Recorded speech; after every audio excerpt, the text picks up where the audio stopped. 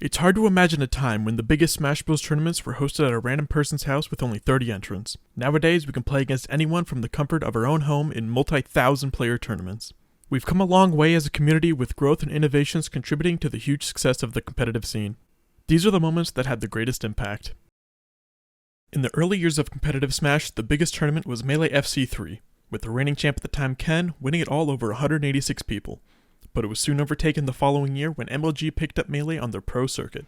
But Ken's the one who oh my god, that was a nice combo.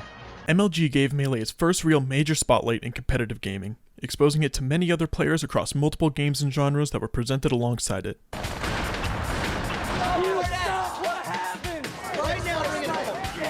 After MLG's pro circuit came and went, we started to see more modern names pop up.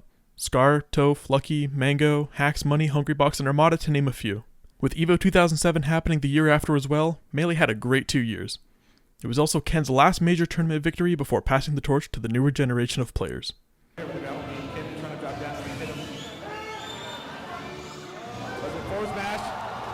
Nice DI by Hug, still alive. Ken looking for that one last hit. One last Escar hit. Gets the poke. Nice stuff, being Ken. Grabs the edge. Wins Evolution. With the release of Smash Bros. Brawl in 2008, the competitive community kind of went into a dark age, with no real mainstream attention occurring until 2013.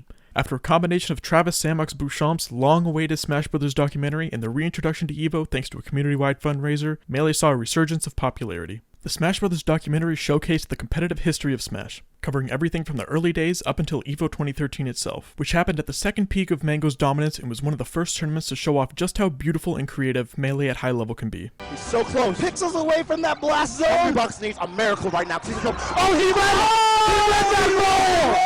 read that roll! With this large amount of attention on the scene and a new Smash game nearing release, many new players flocked to Smash as a competitive outlet.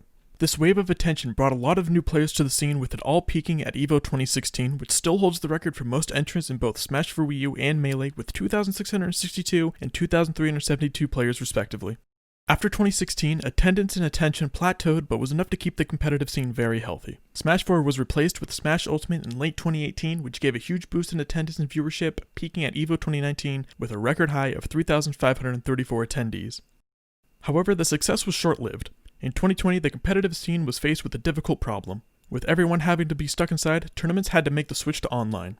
But when one game was released in 2001 with no online at all and the other had a bad online system, what do you do to continue competing? Well, you use emulators and mod the games to improve it. With the help of Fizzy and the Slippy team, they managed to add rollback netcode to Melee, which honestly probably single-handedly saved the competitive Melee scene. Without it, Melee would have had to use the far inferior delay-based netcode mod, which would be considered less than legitimate. Oh, come on, that was a joke. Yeah, Wasn't it was a major. Was yeah, it it was pre-rollback, but it's what we had. Playing people from like Puerto Rico on like 18 buffer. Fucked up a guy on 18 fucking buffer. It doesn't matter.